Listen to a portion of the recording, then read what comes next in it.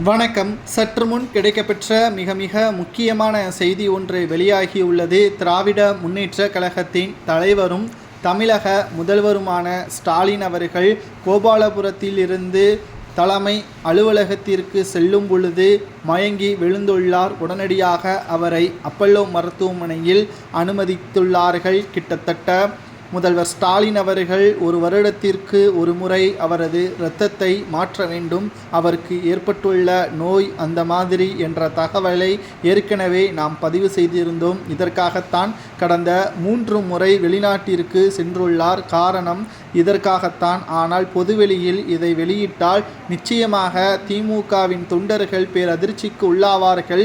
மேலும் தமிழகத்தில் ஸ்டாலின் மீது இருக்கக்கூடிய பயமும் போகிவிடும் என்பதற்காக தமிழகத்தின் பொருளாதாரத்தை உயர்த்துவதற்காக வெளிநாட்டு சுற்றுப்பயணம் என்பதையும் தெரிவித்திருந்தார். தற்பொழுது 4வது ஆண்டு ஆட்சியிலும் இதேபோல் செய்ய உள்ளதாகவும், ஆனால் அதற்கு முன்னதாகவே உடல்நிலை தற்பொழுது மோசமாகிவிட்டதன் காரணமாக திராவிட முன்னேற்ற கழகத்தின் தலைவரும் தமிழக முதல்வருமான ஸ்டாலின் அவர்கள் தற்பொழுது தன்னுடைய உடல்நிலையை பார்த்து கொள்ள தவறியதன் காரணமாக திடீரென்று முதல்வர் ஸ்டாலின் அவர்கள் மயங்கி விழுந்ததாக தற்பொழுது செய்திகளும் கிடைக்கப்பெற்றுள்ளது. மேலும் முதல்வர் ஸ்டாலின் அவர்கள் தற்காலிகமாக அப்பல்லோ மருத்துவமனையில் அனுமதிக்கப்பட்டுள்ளார். சரியாக 3 மணி நேரம் அவருக்கு சிகிச்சை வழங்கப்பட்டதற்கு பிறகு அவர் தலைமைச் செயலகத்திற்கு சென்றுள்ளார். மேலும் இன்னும் 3 மாதத்திற்குள்ளாக அவர் வெளிநாட்டிற்கு செல்வார் என்றும், மீண்டும் அவர் அமெரிக்காவிற்கோ அல்லது லண்டனிற்கோ செல்வார் என்றும் கூறப்படுகிறது.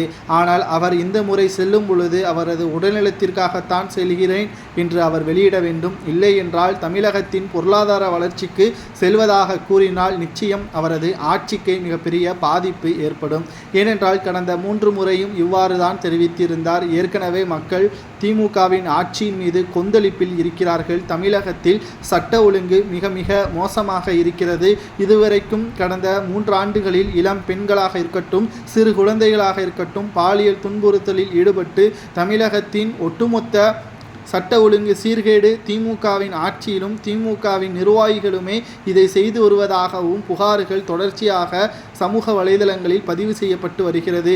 அதனைத் தொடர்ந்து இந்த முறையும் ஸ்டாலின் அவர்களே மீண்டும் உண்மையை கூறாமல் தமிழகத்தின் பொருளாதார வளர்ச்சிக்கு என்று கூறிவிட்டால் தமிழக மக்கள் ஸ்டாலினை ஒட்டுமொத்தமாக புறக்கணித்து விடுவார்கள் என்றும் கூறப்படுகிறது.